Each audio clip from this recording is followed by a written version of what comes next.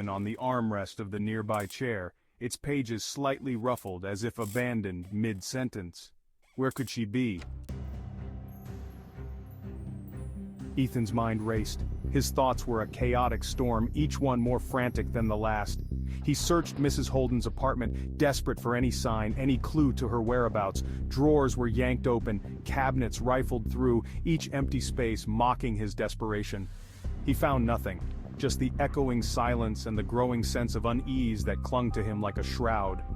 The apartment felt like a tomb, each shadow a silent witness to his mounting dread. As he stood in the center of her silent apartment, a name whispered through his mind, a name he hadn't heard in years.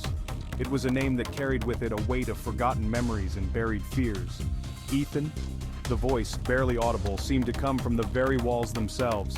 It was a ghostly echo, a fragment of the past that refused to stay buried. He spun around, his heart pounding in his chest. The room seemed to close in on him, the shadows growing darker, more oppressive. "Who's there?" he called out, his voice trembling slightly. The words felt hollow, swallowed by the oppressive silence that surrounded him. The only response was the echo of his own voice bouncing off the empty walls. It was a cruel mockery, a reminder of his isolation and the enigma he was entangled in. He shook his head, trying to clear the cobwebs of fear and confusion that were rapidly ensnaring his thoughts.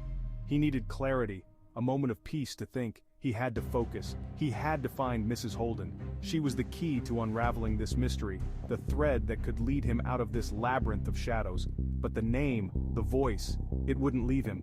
It was a relentless whisper, a haunting melody that played on the edges of his consciousness. It was as if something long forgotten was stirring in the depths of his memory, something dark and unsettling.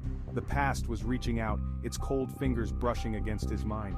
He continued his search, his movements mechanical, his mind a whirlwind of fear and confusion. Each step felt heavier, each breath more labored. He checked under the bed, in the closets, behind the furniture. Every corner was scrutinized, every shadow examined. Nothing.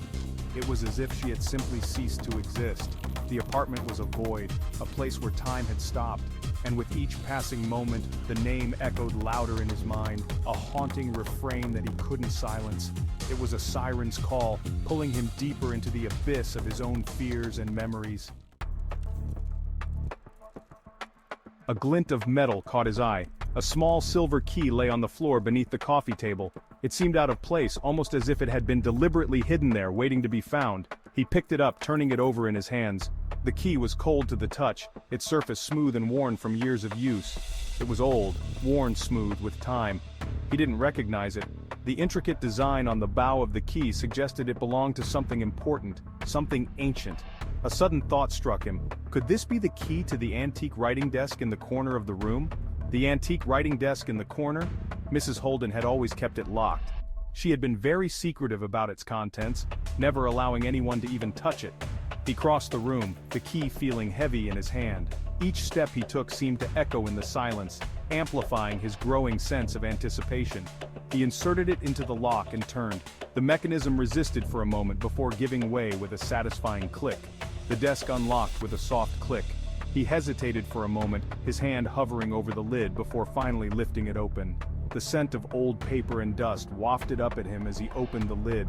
It was as if the desk had not been opened in decades, preserving the secrets within. Inside, nestled amongst yellowed letters and faded photographs, was a leather-bound journal. The journal looked ancient, its cover cracked and worn. He opened it, his fingers tracing the faded ink of the entries. The pages were brittle, threatening to crumble under his touch. The handwriting was elegant, flowing, but the words themselves made no sense. They seemed to be written in a code, a language he couldn't decipher. They were a jumble of disjointed phrases, cryptic messages, and strange symbols.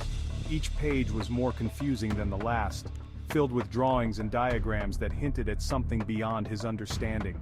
He flipped through the pages, his heart sinking. The more he read, the more he realized that this journal held secrets that were never meant to be uncovered.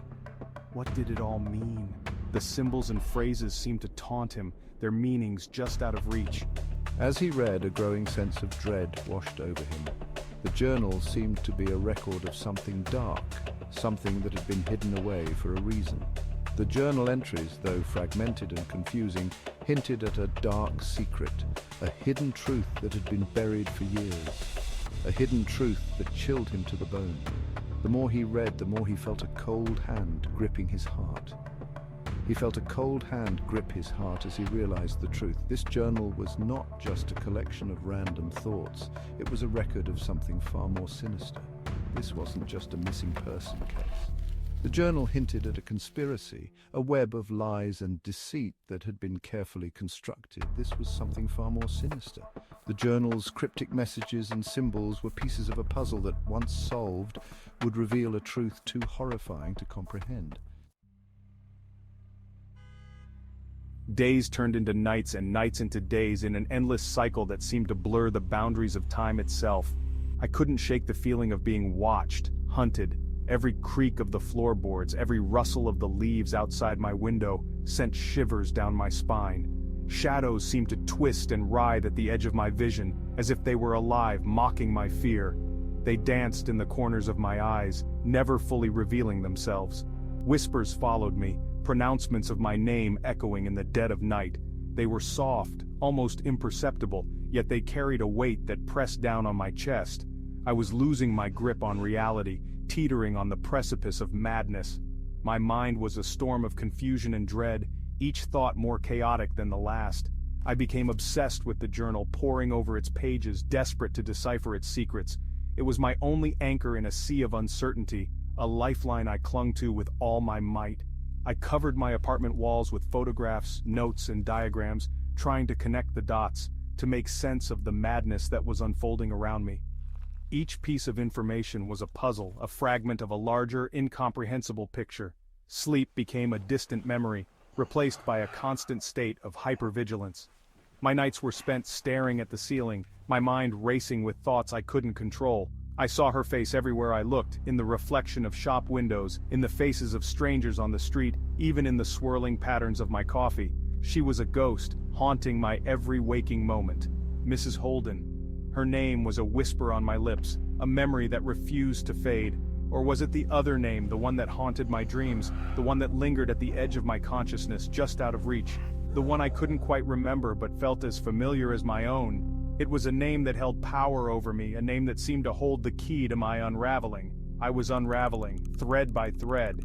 My sanity was slipping through my fingers and I was powerless to stop it. The lines between reality and delusion blurred, the world around me morphing into a distorted, nightmarish landscape. Familiar streets became twisted, eerie versions of themselves, and I could no longer trust my own senses.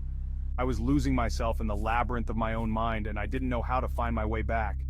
Each step I took seemed to lead me further into the darkness, and I feared I would never escape.